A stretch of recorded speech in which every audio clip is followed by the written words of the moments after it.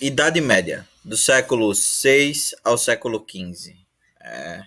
Primeira coisa que a gente tem que entender quando a gente começa a estudar sobre a Idade Média é que conceito é esse, Idade Média, né? Então, a Idade Média ela é um momento da história europeia, né, que vai do século V ao século XV, né, em que a sociedade ela passou a se organizar a partir do feudalismo, né? O marco inicial do século XV é do século V é a queda do Império Romano. E o marco final do século XV é justamente o momento em que vai passar a surgir a Idade Moderna, com o Renascimento e uma série de outros movimentos que nós vamos estudar depois, né?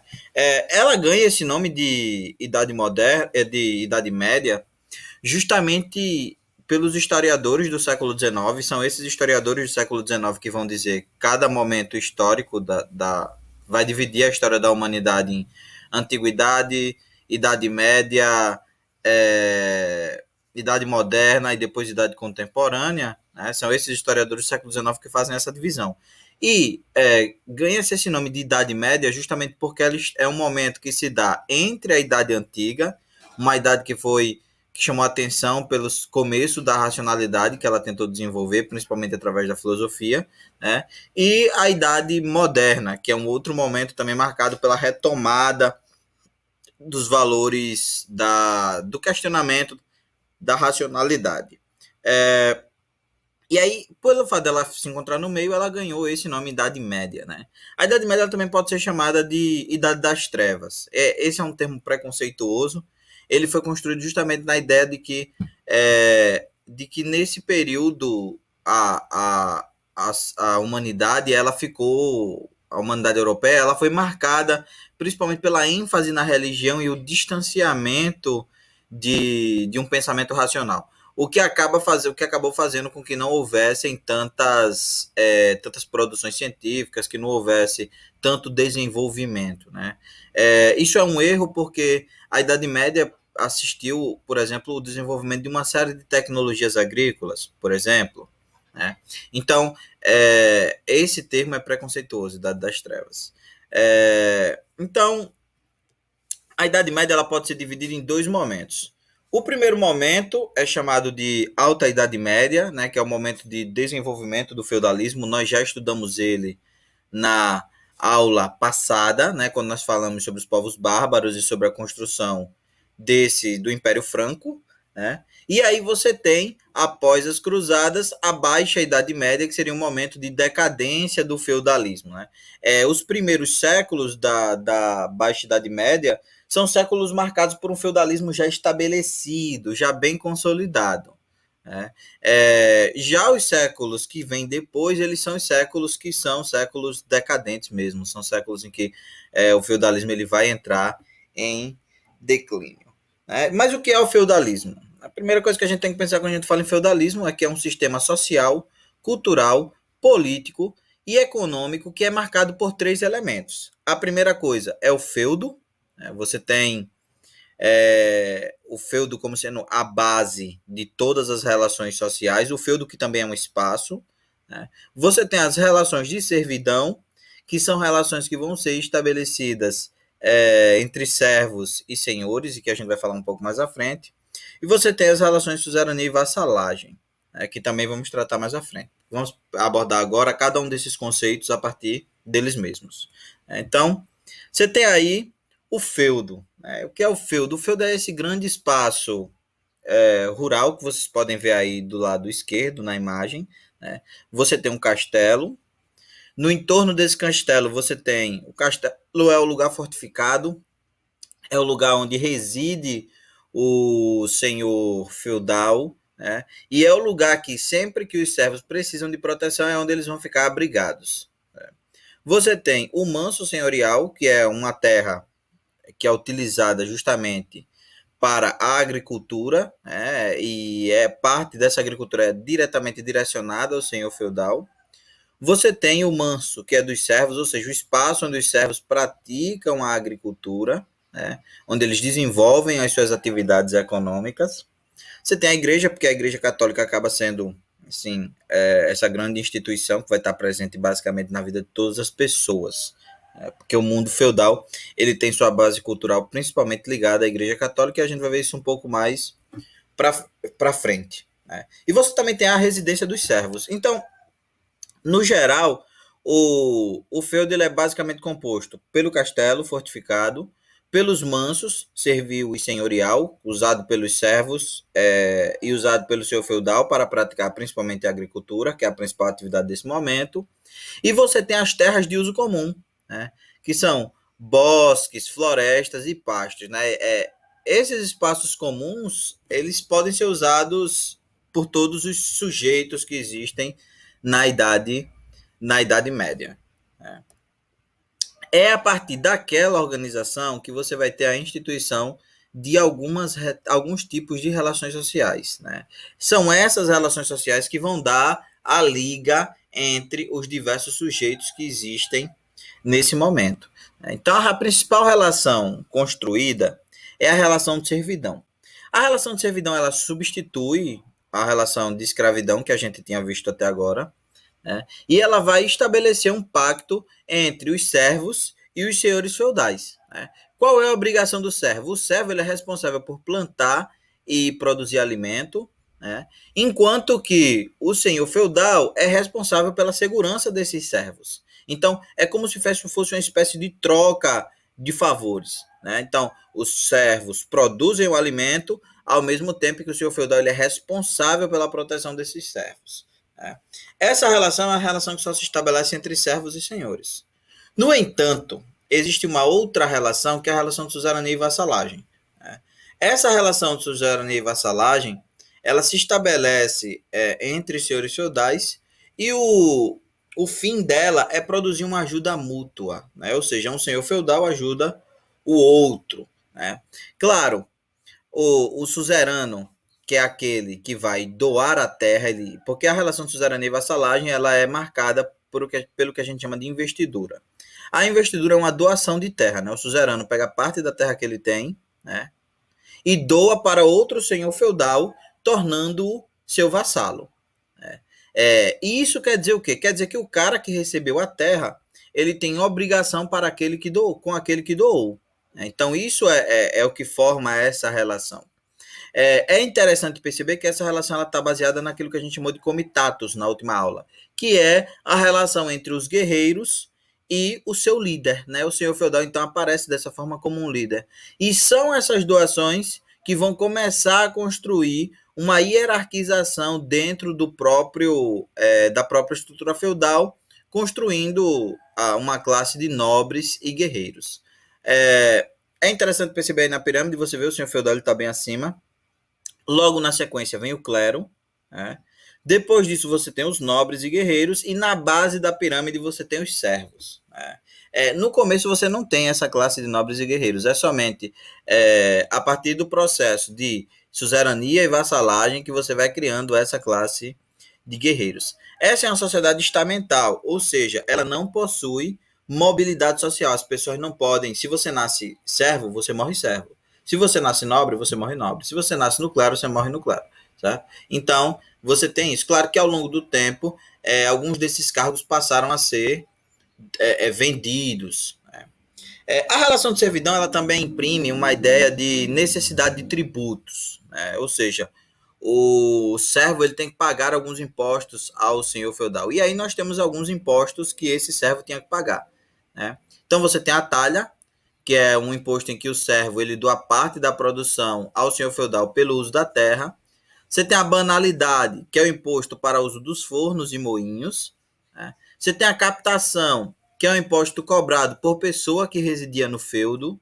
Você tem a mão morta, que é uma taxa em que o senhor feudal ele recebe quando o pai de uma família morre e o filho precisa assumir o seu lugar no feudo, ou seja, assumir o compromisso de se tornar um servo, né? Um servo do seu feudal. E por último, você tem o censo, que é um tributo pago pelos homens livres que residem nas vilas, mas que utilizam terras feudais. Esse é o único imposto que é pago em dinheiro, todos os outros impostos são pagos em mercadorias agrícolas produzidas. E por último, você tem a taxa de justiça. A taxa de justiça é um valor que se paga dentro do feudo para que o senhor feudal ele exerça a justiça. Né? A Igreja Católica ela vai ter um papel primordial nesse momento. Né? A função dela é principalmente educar, né? Uma base cultural. Né? E como ela faz essa educação? Ela faz essa educação pelas imagens. Né? As pessoas não sabem ler. Então elas precisam de uma forma entender, né, as escrituras sagradas. Então, como isso é feito? Isso é feito através das imagens. Né? Então, as igrejas têm vários vitrais, várias pinturas em que as pessoas podem observar nessas pinturas as vidas dos santos. Né? E a partir da vida dos santos, você tem um exemplo para poder seguir. Né? A outra forma de educar é através do uso do medo. Né? E é interessante nós percebermos, por exemplo, o que são as gárgulas. Né? As gárgulas, esses monstros de pedra colocados nas frentes das igrejas, elas têm uma função primordial, né? Que é uma função de demonstrar que a igreja é o espaço seguro. Fora da igreja, o que você tem? Você tem esses monstros que representam os demônios. Né? E isso cria um certo impacto nas pessoas. É preciso entender que esse é um momento em que as pessoas vivem muito pouco. Né? Você tem, assim, uma pessoa que chegava aos 50 anos era um ancião. Né? Então, você tem uma expectativa de vida muito baixa. A morte fica muito perto das pessoas o tempo inteiro. Então, você está vendo o tempo inteiro as pessoas morrerem. E aí você tem essas representações do mal como forma de construir uma ideia de obediência, uma ideia de educação. Né? A Igreja Católica ela também vai ser responsável por usar a Inquisição como forma de educação, né, também faz parte dessa cultura do medo. A Inquisição, que é um movimento que combate a heresia, e o que é a heresia? A heresia é todo pensamento que é contrário ao pensamento da Igreja Católica. Então, sempre que alguém se colocava contra a Igreja Católica, esse cara era chamado de herege, e aí ele ia passar pelo julgamento do Tribunal do Santo Ofício, e aí ia chegar ao que nós chamamos de autos de fé. Né? Os autos de fé eles são execuções públicas com fins educacionais. Geralmente as pessoas são queimadas em fogueiras e os outros assistem, né, esse processo, justamente para entender o que acontece quando eles desobedecem à Igreja Católica. A outra forma são os suplícios. Né? Os suplícios basicamente são torturas que têm a função de eliminar pecado através da confissão. Então, eles pegam a pessoa acusada de heresia e começam a torturar até que essa pessoa confesse a sua heresia. Né? Claro, se essa pessoa não confessa, ela é considerada culpada, então provavelmente ela vai morrer nos processos de tortura, porque ela nunca vai ter ela não vai ter como responder. Né? O Tribunal do Santo Ofício ele não requer provas, né? Basta apenas que uma pessoa ela faça uma denúncia e essa denúncia é tomada como verdade, né? O que é um problema para esses processos. A Igreja Católica ela nunca assumiu de fato a violência que ela cometeu durante a Inquisição. Né? O que nós temos é apenas um pedido de desculpa do Papa João Paulo II, já agora no século XX, falando que a Igreja cometeu excessos. Né? A Igreja Católica ela também foi responsável por ajustar as cruzadas, né? Por convocar as cruzadas. Né? E o que eram as cruzadas? As cruzadas são incursões militares comandadas pela Igreja Católica, né? E colocadas em práticas pelos senhores feudais. E elas têm dois fins: a recuperação da Terra Santa, que é Jerusalém, né? O lugar onde Cristo residiu, né? E a expulsão dos inimigos de Deus, no caso dos muçulmanos, do continente europeu. Né? Inicialmente essas cruzadas elas foram feitas pelo Papa Urbano II, né? Ele é o cara que a convoca a primeira cruzada, né? E basicamente essas cruzadas elas se direcionaram ou para o continente na direção do leste europeu, ou ela se direcionou para o interior do continente europeu, principalmente para os países ibéricos, Portugal e Espanha, que era o lugar onde existia o maior número de muçulmanos ou sarracenos. Né? Você tem aí agora um mapa das cruzadas. É possível perceber como algumas cruzadas elas se direcionam à Espanha, por exemplo, a territórios próximos da França. Né? Mas você também tem cruzadas que se direcionam, por exemplo, a Jerusalém, a Antioquia, a Damasco, né? Essas cruzadas, todas elas falham, né? Eles não conseguem proteger esses territórios, né, de Jerusalém, mas elas são responsáveis por expulsar da Espanha e de Portugal os muçulmanos, né? E aí, quando a gente entra na decadência da Idade Média, a decadência da Idade Média ela é principalmente marcada pela incidência da peste negra. Você vai ter aí uma doença que assolou, principalmente durante o século XIV, assolou a Europa. Você tem a Europa reduzida a um terço da sua população, né? Chega a se estimar que 200 milhões de pessoas morreram com essa doença. Essa é uma doença que era causada por bactéria, né? E principalmente pelo que eram transmitidos através de pulgas, né?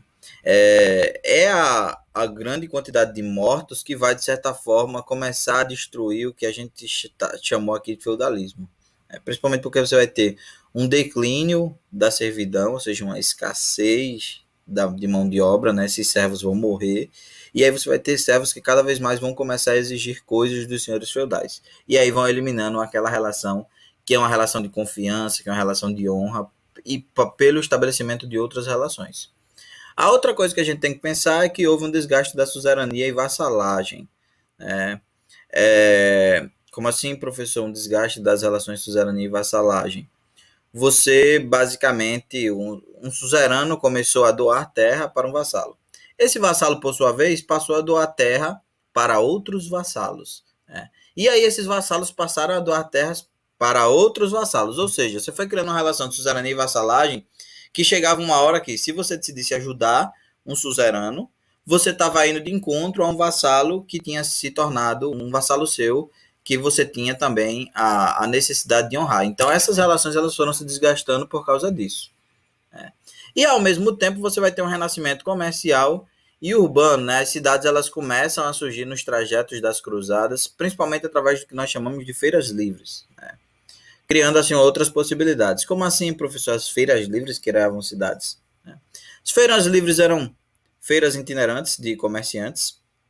Esses comerciantes geralmente iam parando ao longo das trajetórias dos caminhos que as cruzadas abriram da Europa até Jerusalém, e ali eles se assentavam um mês e meio, né, vendendo os seus produtos. Só que com o tempo eles passaram, de certa forma, a irem se fixando.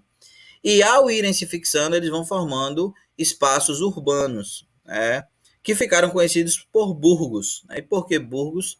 Porque os comerciantes eram chamados de burgueses. Logo, os burgos eram as cidades fundadas pelos comerciantes. Então, as cidades vão oferecer outras possibilidades às pessoas que moram no feudo, né? E é a partir daí que você vai ter esse processo em que há uma migração do que restou dos feudos para as cidades, e você vai ter um declínio principalmente da mão de obra e das estruturas sociais, ou seja, das relações sociais que organizavam o mundo feudal.